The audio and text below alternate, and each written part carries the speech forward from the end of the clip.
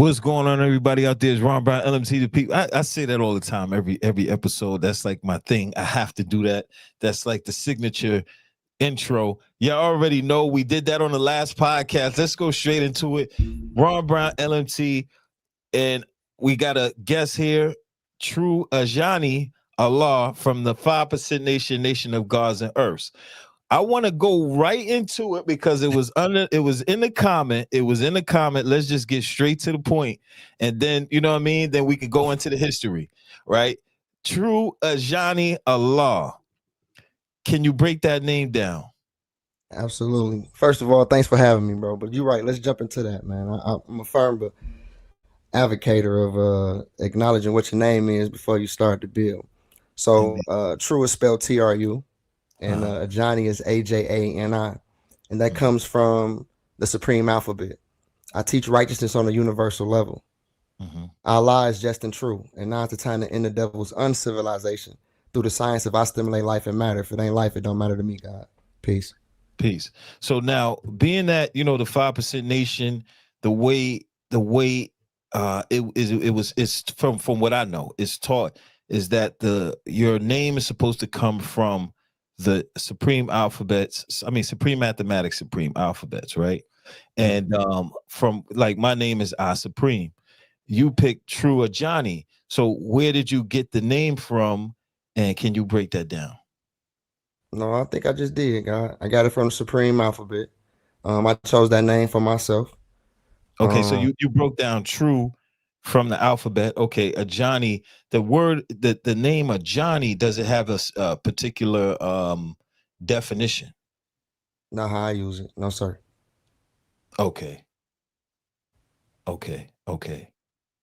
right, hold on 1 second. I mean, I'm pretty sure, when you look at even our supreme alphabet, many people use different words for different understanding. I'm coming through Allah's world manifest. And so I went to supreme alphabet to manifest my name. I mean, we have different definitions that can be used in different contexts for different languages and different people. 85%, 10%. I'm part of Allah's 5%, and so I chose that name for myself, God. Indeed. All right, check. Now, just like Wise Asia use YZ. You know what I'm saying? So I get it. That's peace. So now, I noticed you use Nation of Gods and Earths. Now, it's there. So I want to address that. Some people say 5% Nation and not the Nation of Gods and Earths. The Nation of Gods and Earths is one thing. The 5% Nation is another thing. So how you see that? From True Ajani Allah's perspective, God, because I don't want to speak for a nation or go into the history of who said that we should be called this or who said that we should be called that. Through my journey of getting knowledge, God, as I retain information, I fact check this information with different elders that are around me, different information from other guys that have been walking before me. And when I look at the Nation of Gods and Earths, I think it's very important, especially in this day and time, to understand the importance of the earth, when it comes to Allah's 5%. So that's more so what I recognize as God. Okay. So now let's go into it. D Mecca, you're from D Mecca. Okay. Normally on this podcast, we take it from knowledge to born. You know what I mean? So let's go back from like the first day. All right, you're born in D Mecca. All right, where and what was that upbringing like? What was your raising like? Well, I was actually born, God, May 13th, Mother's Day, 1984, in St. Petersburg, Florida. Okay. My mother was an adolescent at the time, and my grandparents decided to, put me up for adoption. Just so happened I had a great aunt that was on vacation down in Florida at the time, that's from Detroit. And she was like, yo, we're going to bring them back up here with us. We're not going to let y'all put them up for adoption. So at a very young age, I was up in Detroit. My upbringing was kind of very religious. I kind of focus on that point since we add on the history of me, walking with the guys. I was raised in the Kojic church, Church of God in Christ. And I've always been one that ask questions and kind of look beyond the veil, of what's being put in front of us. So this energy or this desire to know more, to add on, has always been there. Coming up, I was very smart. I got like all A's in school. We got kicked out of school a lot. Was a problem child. But as I grew older, I began to get in trouble. Bumped my head. I went to juvenile, and then I ended up going into the penitentiary. While I was in the penitentiary, I went on a little journey because something happened in 2010. I lost my little sister. She succumbed to AIDS. She succumbed to AIDS at the age of 19. And I really ain't had no understanding about it because, that disease really disintegrated her body, man. Like, she lost 180 pounds. She went blind. They had to put feeding tubes in her stomach and stuff. And I was incarcerated at the time. And, I was looking for refuge. So the first thing I did is I went and I began to read like a lot of spiritual texts, God. Like, I read the Bible from front to back. I began to study the Bhagavad Gita. I began to study with the Moors in the Circle 7. I stayed in nation service, reading study guides and learning about different things. But at that time, I never really took on any type of identity. It was more so I'm losing my mind in here and I'm searching for God, and so I just began to read the books. As I began to read, like, different things became unlocked to me and I began to just write. I've been writing before AI. I just wanted to throw that out there just in case somebody wants to come back and say it later. But I've been writing before AI. I've been writing since the belly, God. And I began to just question different things that was in the text. And one day, I was sitting in the quartermaster, God. That's the place where, all the guys in the penitentiary get their clothes and stuff. They come to one place and they get their clothes and stuff. And I saw a guy from the streets that I felt like I had a problem with. And I was telling one of the brothers next to me, I said, man, when, yard breaking, we go out here, man, we're going to go handle this guy. And he began to tell me, like, man, you can't argue with no seed or try to fight no seed. And I said, man, seed, tree, plum, pear, I don't care. Like, I'm going to holler at the brother, and at this time, I didn't know that the terminology of that in that cipher was someone that was studying, like someone that was, learning about the Honorable Elijah Muhammad, learning about the Father, just studying lessons. So when we went out to the back 40 to kind of confront this guy, I met a brother who was my educator, Raprim, and, he just asked me, like, what's your name? And I was already going by true. I wasn't, it wasn't any righteous meaning behind it. That was just, a handle or whatever. And he was like, yo, do you know how much weight the word true hold? And just being honest, God, it was like euphoric from that point on. Like, every day I was back at the back 40. Needless to say, we didn't want to fight the little brother no more. But every day I was back at the back 40 and I was acknowledging degrees, drawing them up, And one thing that stood out to me was the culture degree and the knowledge through knowledge culture. Why do we run Yaqub and his main devil across the hot Arabian desert? Because I was in a Greek organization, God. And the rituals of the Greek organization, crawling across the burning sands and all these other things stood out to me. And I kind of asked the brother, Rob Beard at the time, was another brother that kind of introduced me, to the teachers before I met my educator. Like, why is this paper saying this? This is something that's like supposed to be a secret, like supposed to be held inside of, these Greek mindsets. Why is it saying this? And he began to teach me about the Honorable Elijah Muhammad and things of that nature. And in the beginning, God, I was so spooked out. I'm like, yo, the black man is God. I wouldn't even read certain books. Like, I wouldn't read Message to the Black Man. Like, I wouldn't acknowledge anything. As I began to study 120, the mathematics really unlocked a lot of things for me. Like, I remember on a podcast like a week or so, I was telling a brother that, a lot of religious movements give people comfort. Like when you lose a loved one or when you're going through something in life, like some people have been conditioned for so long, they need something to pray to, God, and it's a lot of autonomy over here. It's a lot of things that go on that we have to take it through the mathematics, take it through the alphabet, and make it make sense from a logical perspective. Like, because it's nothing outside of ourselves. There's no spookiness to it. And coming through life, I've always been one that distortedly placed blame on external things of why my life was the way that it was. Oh, the white man this, and the government just setting us up, and this, that, and the fifth. And, embracing mathematics allowed me to understand that there's always something on the other side of that equation. There's always something on the other side of that equal sign. So whatever you line up, whatever you make, you own it, God. And so embracing that allowed me to fix my life, God, straighten up, and just want to do better things for the community. Like, that's a history aspect. I don't want to keep talking. I don't know if you got another question or something. No. Keep talking. Keep building. That's what we do.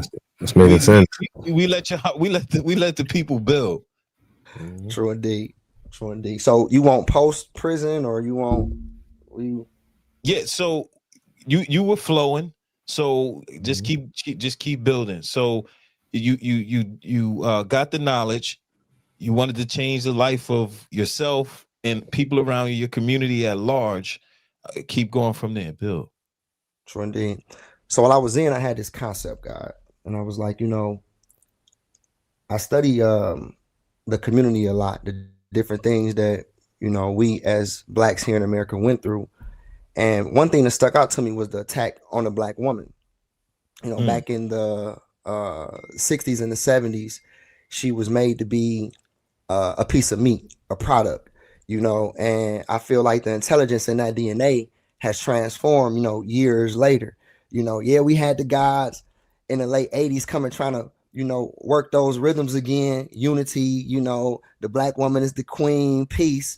And then, the devil came in and took that and began to take the frequencies elsewhere. But I think that a lot of problems that we face today, the problem is we try to fight them temporally. Like we don't go to the, not etymology, but the etiology, the cause of it, right? The trauma and the PTSD, some of that which we don't know of. Like, a lot of the youth are being born with this misogynist culture.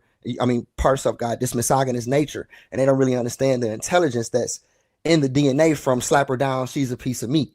You feel me? So I came up with this concept like, the attack was on the Black woman first, need to be more programs and resources and things for the sisters. When you look at, according to governmental statistics, we make up about 13.5% here in America.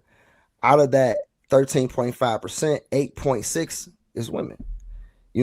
So when you add the detrimental statistics to the Black man, some of the brothers that don't choose to be with women, some of the brothers that suffer from the incarceration rate, the Black on Black crime, we're looking at probably about 5 to 1, God. So I said that the focus, just like the Honorable Elijah Muhammad taught 75% of the work, the focus should be on a woman. So I thought about an organization that incited. Hang on one second, G.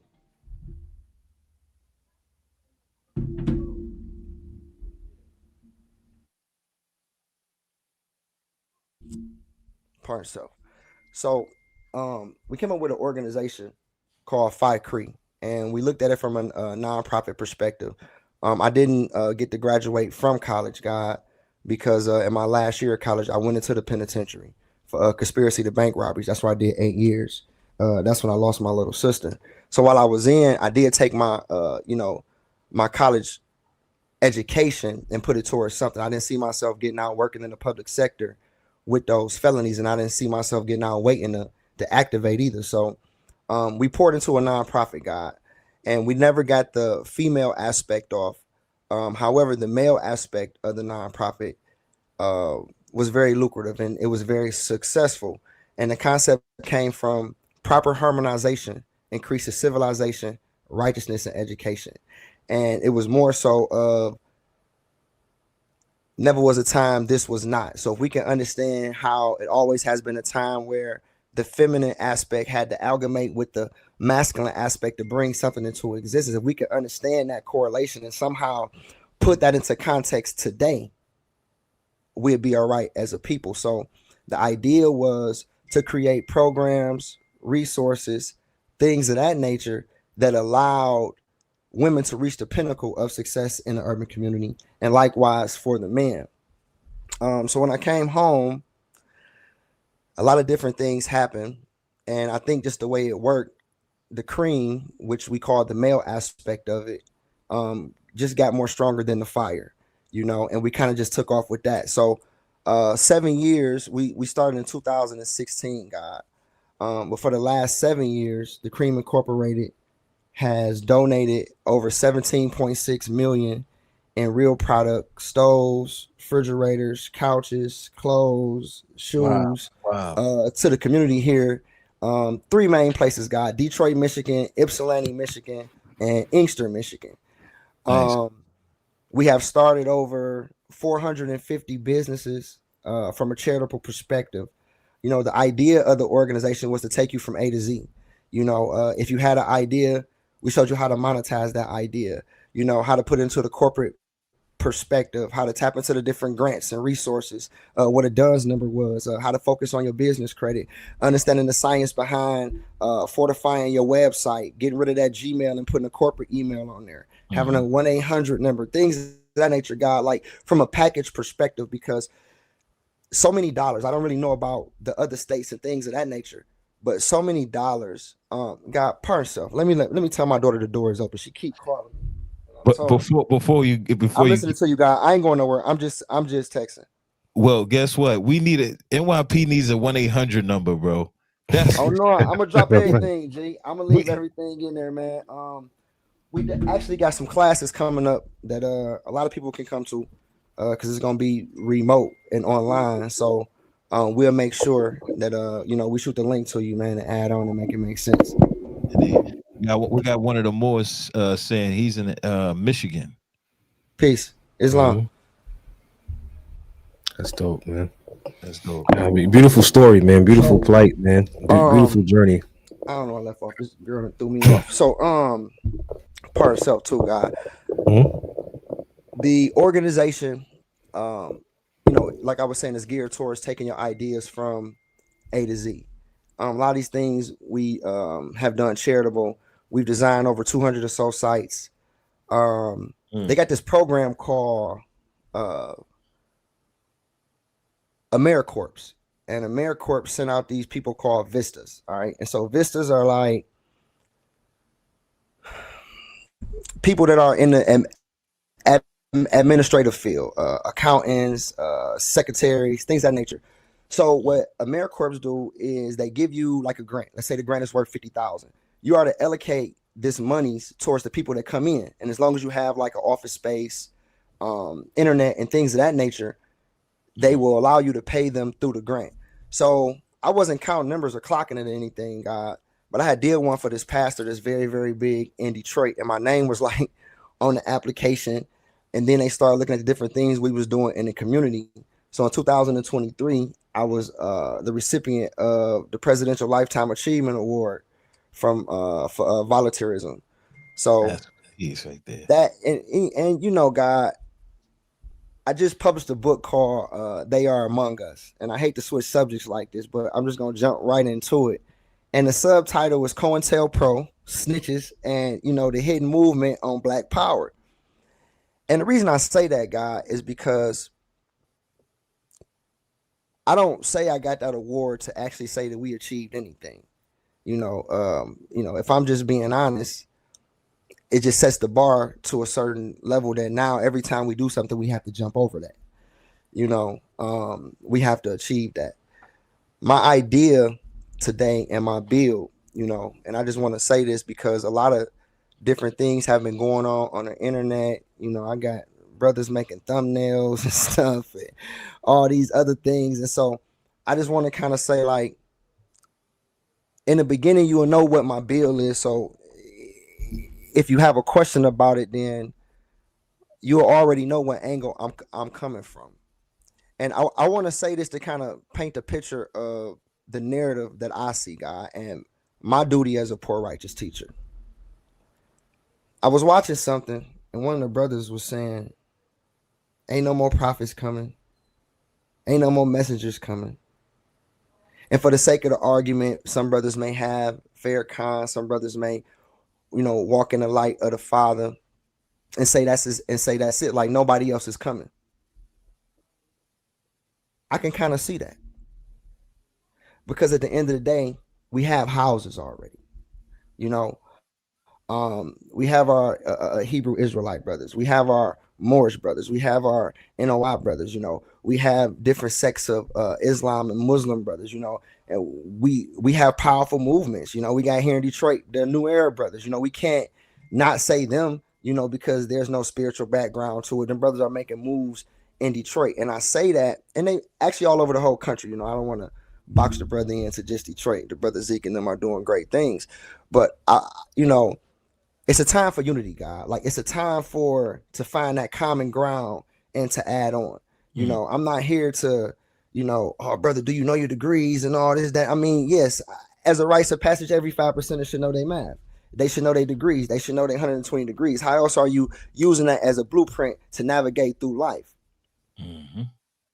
But as mathematics and as supreme beings that use mathematics to the highest level, how do we forget about the 240? How do we forget about the manifestation of your culture? How free is your dome? What are you doing with this? We can recite degrees all day. What have you added on to? What are you using your degrees to build with? Who have you taught? First two words coming into the culture for me, God, was showing and proving. And they stuck with me. I mean, we have a whole event called what? Show and prove. It's cool to be able to recite. I could teach a pair at 120. What are you doing with your lessons? What are you doing with your lessons, bro? And so I'm not judging the Moorish brother to say, have you read the whole Circle 7? I'm not judging the NOI brother to say, do you know all your study guide and all your lessons? I'm not even judging a Christian to say, have you read every scripture and all? I'm looking at what you're doing in life. Allah take the devil off the planet in his own good time. Who am I? We don't have time to look and say, oh, well, brother, you studying wrong. Brother, you praying wrong. Brother, you looking at this wrong. It doesn't matter to me. The same way we can look at other things that you don't walk past every rock star and say, I listen to R&B and rap all day. Why do you do that? They want us to think that we all different, God. That's the trading post right there. The nation got a bill about the mother plane. No, I ain't about to get spooky and talk about the mother plane, but I have a breakdown of that, God, because they say 1,500 small planes, right? I think that's the number. Ain't that the number they say gonna come out the big mother plane? 1,500, right? We take it through the math, God. Knowledge of power, equality, God. The mother plane, in my eyes, ain't nothing but the united black mind. Okay. And the 1,500 to come out ain't nothing but the different organization, the different movements to take the devil off the planet. God, God, it can't just be the nation. It can't just be the guys. It can't just be the Moors. It can't just be the Hebrew Israelite brothers, because at the end of the day, if we ever come together and find out about them, if we ever just take down, or you can't come in this house and build it, man, it's great science in every house, right, that we could be using for our people to add on to and fortify something, man. Makes sense. Actual fact.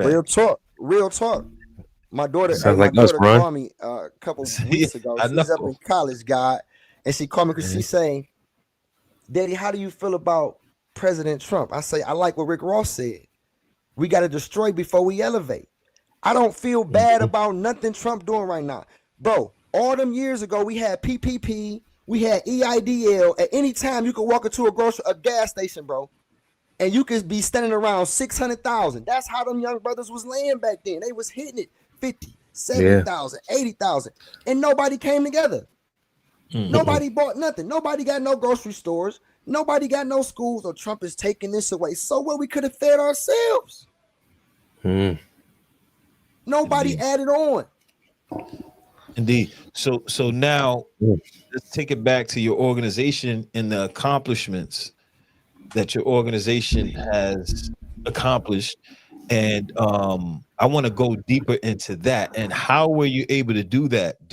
Of course, you have a team. How did you assemble the team? Who's a part of the team? Are they all 5%ers, or are they a mixture of different brothers and sisters? Mixture of different brothers, God. I will say, everyone that has walked with me on this journey has knowledge of self. They may not per se be in the Nation of God as a nurse, from different walks. Some of my board members are Moors. Some of my board members are Nation members. Some of my board members are just civilized people. You know, in the beginning, I had like this phobia, God, of like wanting the organization to move into different heights, but not wanting my felonies and my background and my history to hinder any movement. So I got with some real educated nerds. Like, they're gonna be happy I called them nerds, man. Like that's what they were. Like, they were nothing like me. Like, they didn't have the street aspect. They were just like corporate youngins that was like, yo, this is what I want to do. Today, one of them is a prominent boxer. The other one is high up.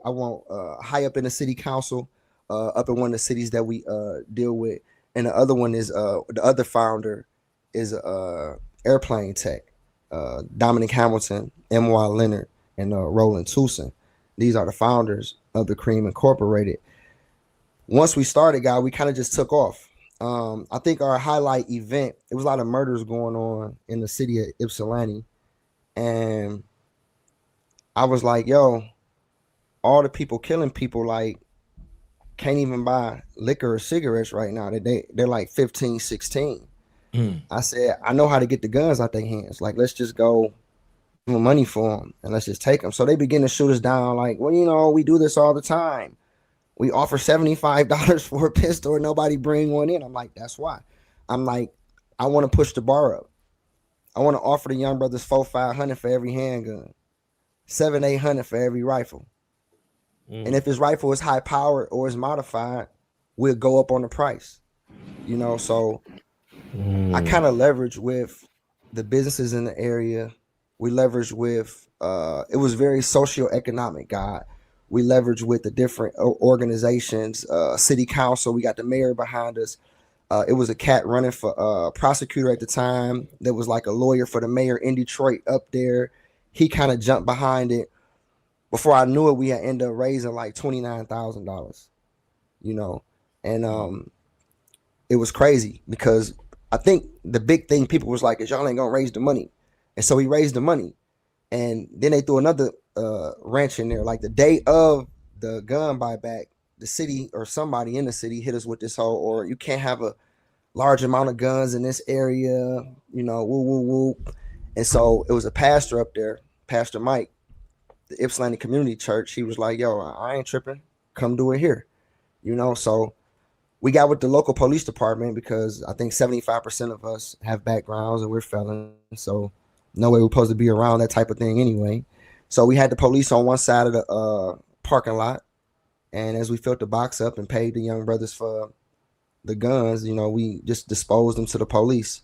There was a lot of hate groups at the time. I don't know what they were called or who they were.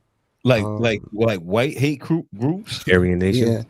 Y'all going against our Second Amendment. Like, I was forced to do like a press conference and kind of just say like, hey, the problems that we have in the black community with guns, obviously you don't have in yours. Exactly. This isn't a movement to, take everybody guns. Obviously, if you're supposed to have your gun, you're not going to sell your gun. I don't know anyone that's legal and supposed to have a gun that would just sell their gun. So it kind of worked out. And it was good that the youth trusted us with their lives per se. They didn't get locked up or no handcuffs came out, no names were taken, anything like that. And we got the guns off the streets. So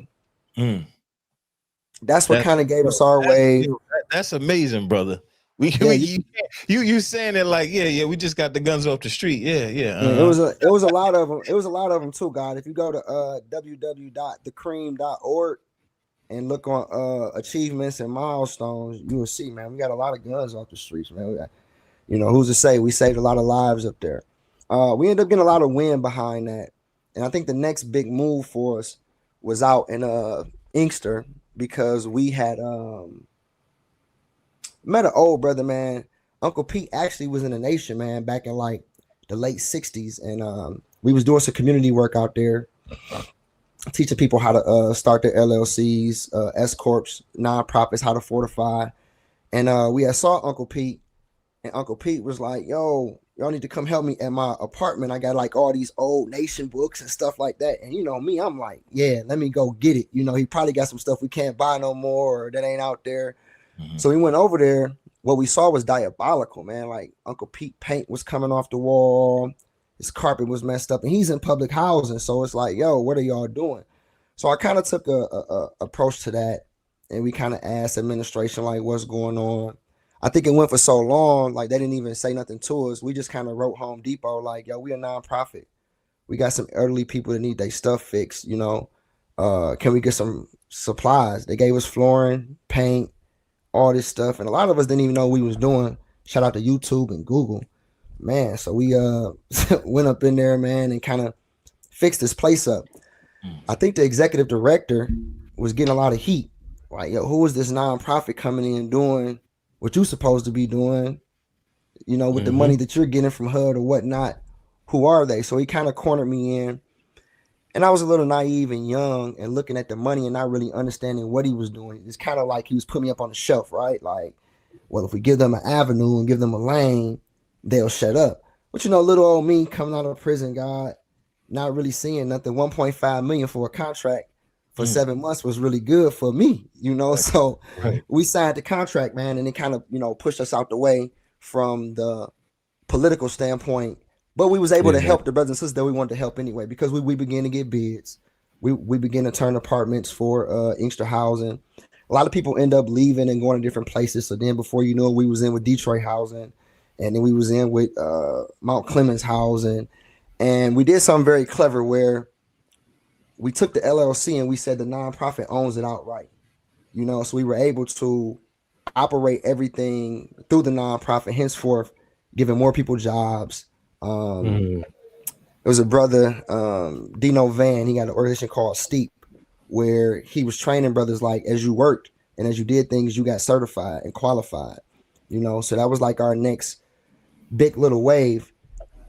During that tenure, we had acquired a building for like it was like 7,000 square feet over in Southwest Detroit. And at this time, I had contracts with Amazon, Ferguson, Nike, Skims, Home Depot. Hold on. You running a lot down now. Okay. Now, how are You said run, guy? I was waiting on your questions, man. No.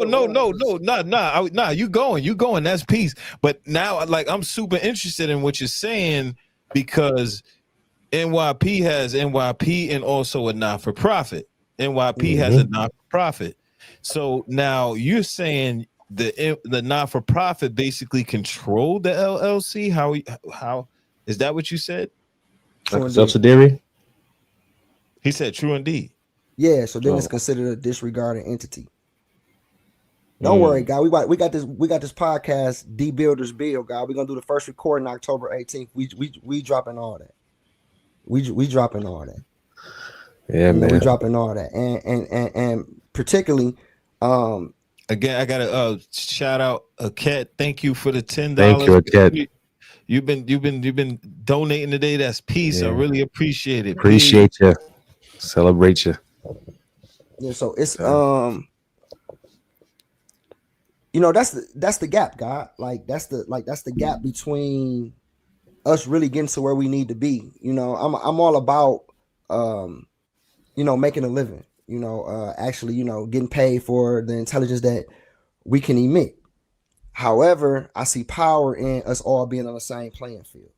You know, I'm a consultant, guy. So at the end of the day, if I'm a consult with you, it helps me not to start your business and leave you there, because then you don't have no money to pay me for the next level we need to go to. The objective is to keep helping you rise, you know, until you reach that pinnacle, because not that all true trying to do. Nah, it ain't that. You have to understand that in this world, that's what you have to do. In the corporate world, this is what you have to do. You have to get an accountant. You might have to hire people to push documents. You know, you may have to have people going out filing different things for you, or filing liens on different companies, putting systems together for you, designing your website. Like, you have to have a team, you know. So we always put people in that mindset, and that's the big gap, God. You know, and we teaching it all, man. Like, how to not pay taxes on homes if you own it. You own his home outright. What are you paying taxes for? We gotta just teach her how to learn and move in a proper entity. We have to learn how to, put these moves through the different funnels that allows us this tax break. The leverage that we teach and that we advocate, God, is simple leverage. We all like watching mob movies, man. And one thing that really stuck out to me with the mob that people looked at was, evil or insidious. I really looked at them as making, a way for their own, and the government knew it was so big, man. What they call it, extortion, right? But you couldn't just move into their neighborhoods, man, and take their money from their children and what they raising, man, and take it out elsewhere, bro. You had to pay your dues, bro. And it was like, today we don't know how to ask. Like, I'm not saying let's go out and press anyone, right? But there's corporate responsibility for every for-profit entity. Right. If you in a neighborhood, man, you're supposed to care about the people that's coming to buy from you. A brother asked me a question, is the white man, the colonizer? I say, nah, man. And I ain't gonna talk about nobody on your show, man, but let's just do the knowledge, man. We bought too many cigarettes, too many blunts, too many bottles of liquor, too much gas, too much crispy chicken, all these things, bro, for them not to even pour back into the community, bro. Right. You know what I'm saying? Like, at the end of the day, no community should be suffering when there's corporate entities that's feeding off of you, sucking off of you, and making a living for themselves. I mean, hell, they won't even hire me, but if my sister got something in her pants, she can work the lottery machine. It's just crazy, bro. And I try to build with my young brothers, not to start any type of war, make them feel no type of way. But the irony that you will kill someone that moves on your block and infringes on your way of life by selling something. But before you go shoot him up, walk to the corner and get a slap wood and tell him, what's up, my nigga? And he not even black.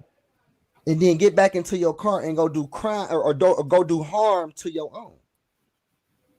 That's diabolical, bro. It's some type of cognitive discord there, bro.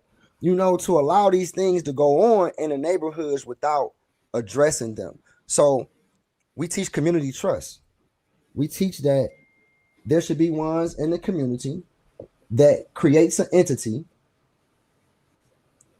There should be ones in the community that creates an entity, and these entities should lock in with all the for-profits, right?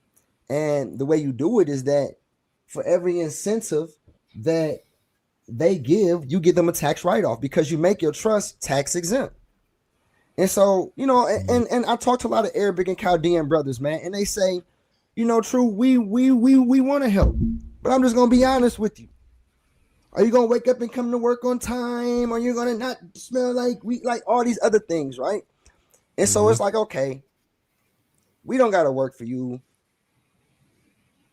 We don't gotta, infringe on your way of life. But if we are your number one suppliers of energy, man, you know what I'm saying? Like, period. Like, they don't pump without us, man. Right. Exactly. And a lot of them don't even like us.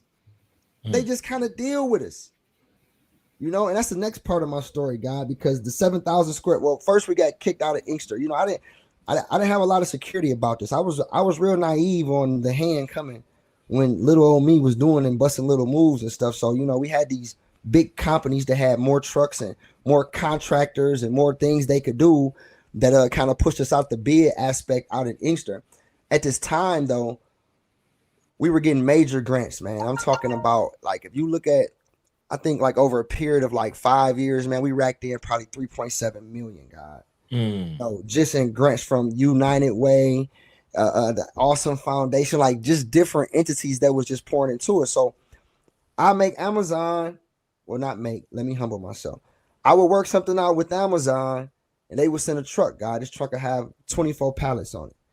The monetary value of the truck, God, maybe 250,000, and we just pull up to neighborhoods, God, and we have brochures. Propaganda was big for me. We giving away a TV here, sister, take this. It's a class going on. We giving away a pair of shoes here, brother, take this. It's a class going on. Refrigerators, stoves, couches. I basically told the big corporations like, hey, y'all got all this product sitting that y'all getting taxed for, that y'all just throw away at a certain point because your 2025 TV came out. You just throw away the 2021. Nah, I give you market value for it. Just let me give it to my people. Like let me bless somebody with this stuff, man. And that program got really, really, really, really, really big, and that's kind of how we got our notoriety from that. I don't know, guy. I'm ready for your questions, G. For real, like he taught a lot right there. I mean, you're building right now. You know what I mean? So we just letting you go. Now I have a whole lot of questions.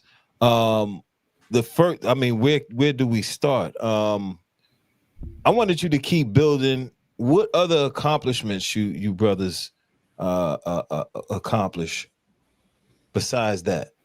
You had. I mean, what kind of questions? How do you approach these companies? Do you go with documentation first? Do you send emails? Do you have someone send an email to get these deals? I think that's a bill, God, that we can definitely tap into. I ain't trying to be a gatekeeper. I'm just trying to be conscious of time, and then I don't want to quantum leap and put too much without the foundation either. So I will say everyone is different. People always say I need to hire a grant. Vary, right? The states will vary too.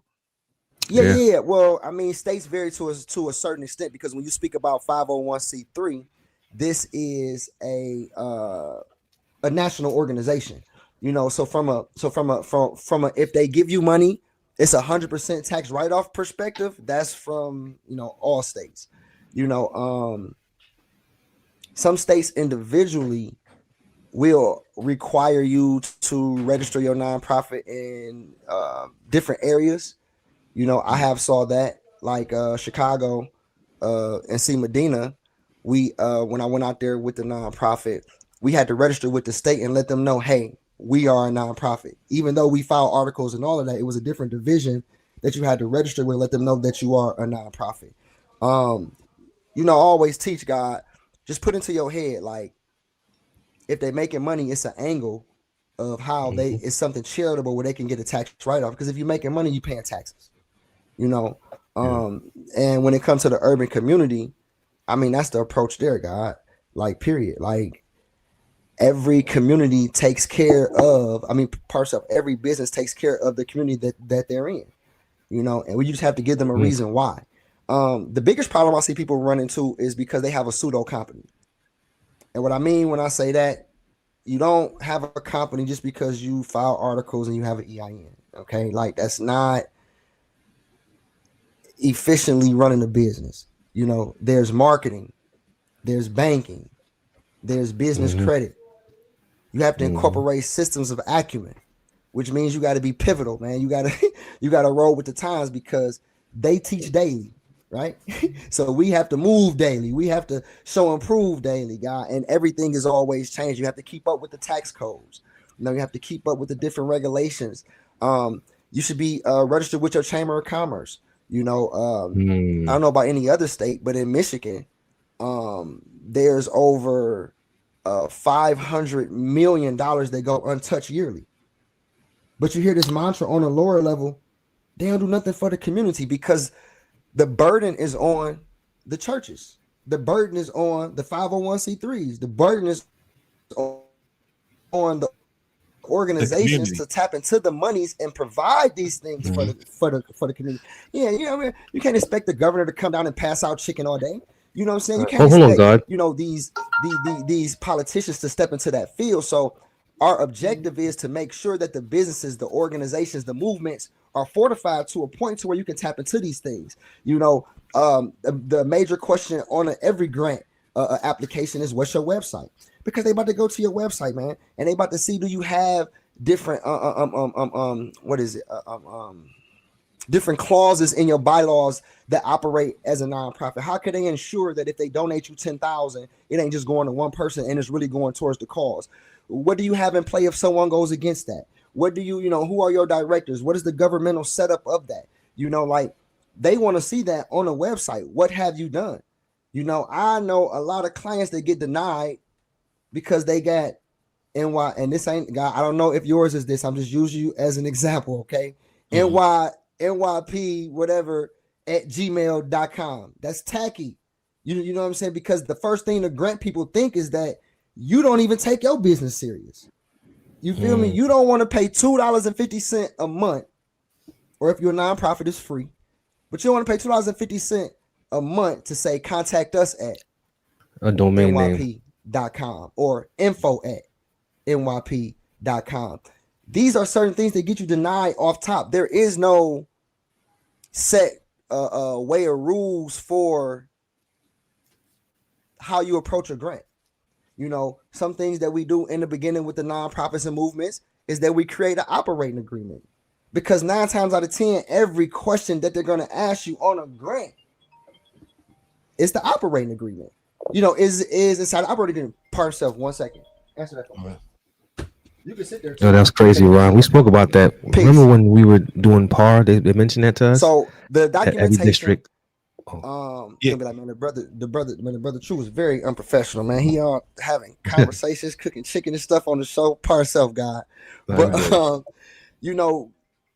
this certain documentation that you have lined up and the way that you come, this allows you to achieve any grant, God.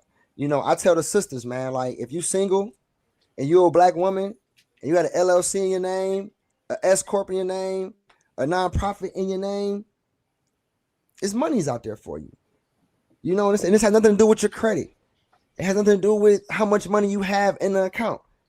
It's the fact that you have a 501c3 and you have a vision with this 501c3 that people will love to get behind. America is a philanthropist, is a philanthropist country, man, for real. Right. Now, what were you saying, Mike? No, I was trying because the brother was flowing, so I'm like, go ahead. Every district in the city gets. I can't hear him, God. Oh, you can't hear me? Can you hear me? Can you hear me now? Yeah, I can hear you. I can hear you. I said every district within the state gets a certain amount of funds. Remember, the brother was telling us that, Musa. That every yeah. It's just that people don't even know about that. How to grab that money, like 300-something thousand, like a year. Right. It goes unclaimed. And right. Damn. Peace, our son-in-law. Peace for our son-in-law. The science we're building on business. We're building on grants with the God True Ajani Allah. Peace. God, you hear me? I can hear you, God. I can't hear what the brother asked up top. I can't hear any audio. I know my microphone. Can you hear me now? You try to log off, log back in. No, I can hear you though. I can hear you. I can't hear him. What is he asking, G? He's asking. I forgot. What did you ask? Go ahead. No, I was saying every year a district within a certain city or state gets unclaimed amount of funds. Every year, every district in New York State has a certain amount of funds allotted for not-for-profits in the community. Yeah. Yeah, ain't no question. Not just I mean, it goes to every level, guys. City, state, government. It's money's out there. And it isn't just the grant aspect.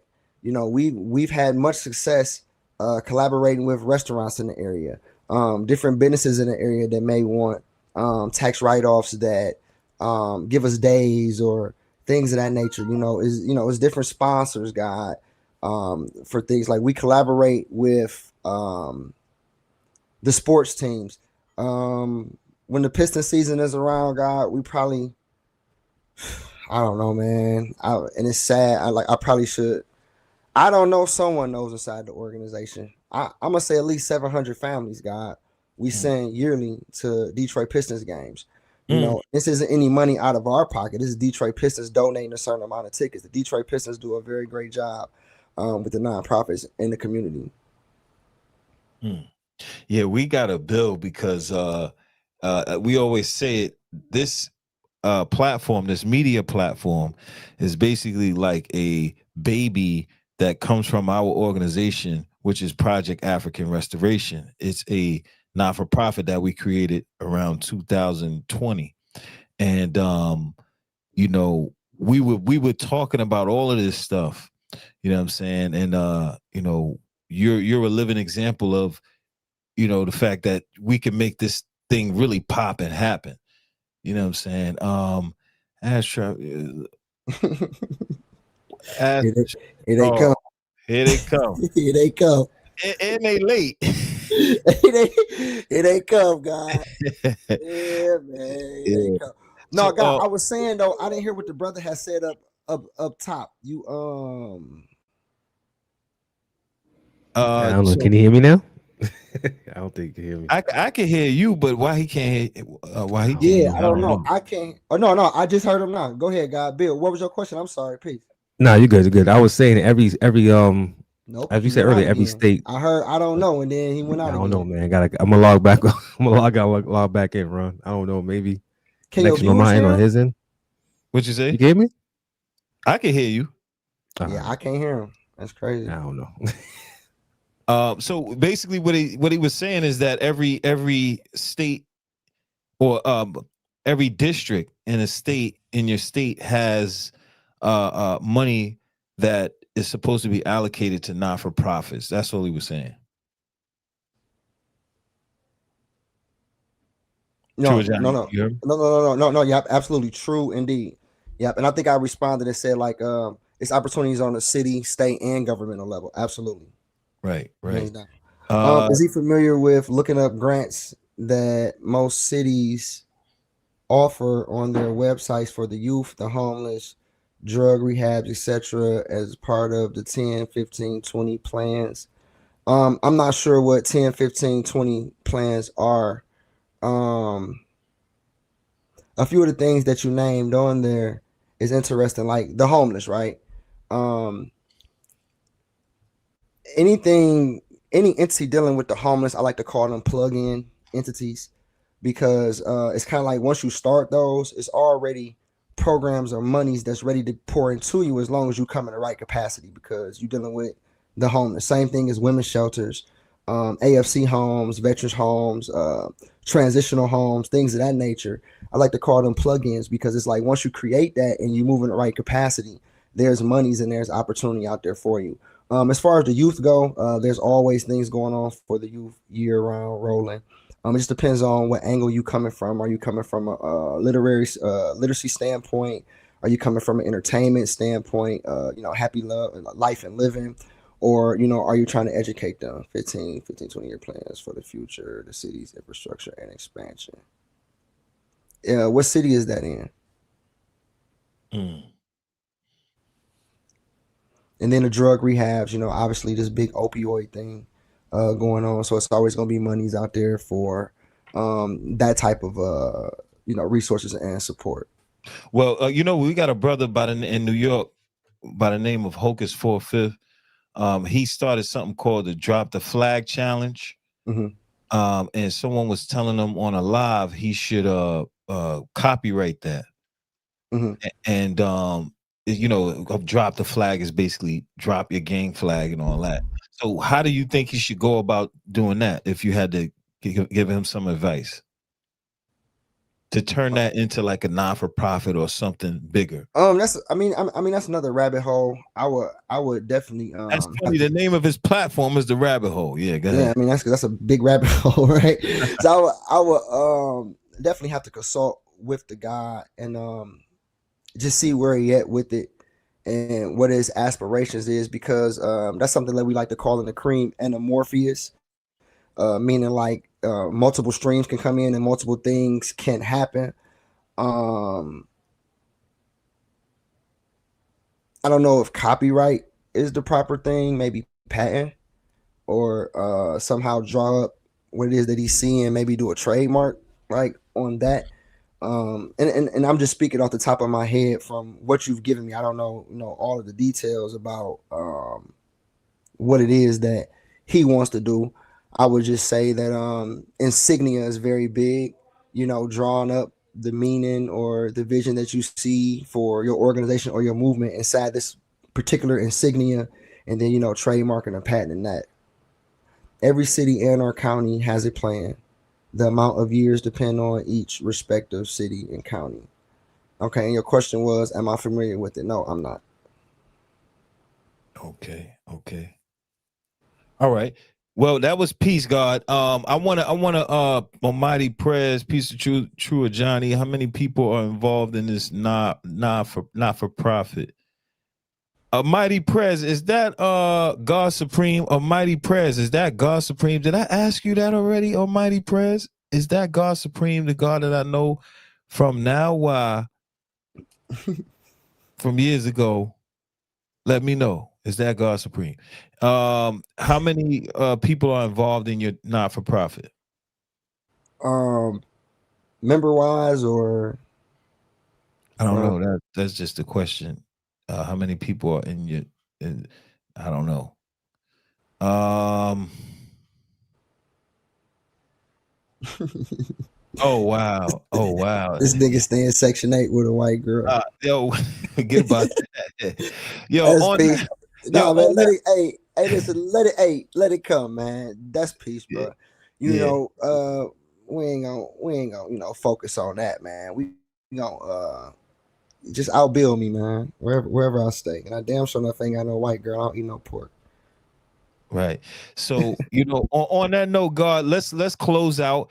We would like for you to keep coming up and building on, what you got going on and other things. I'm glad to have you up here.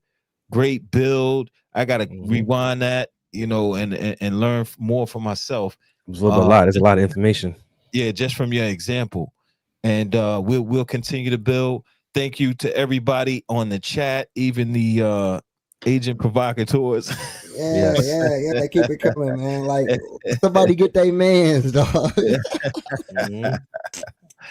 Yo, peace everybody in the chat. Thank you for coming out. And we're out of here. Yo, Mike, I gotta talk to you. Peace.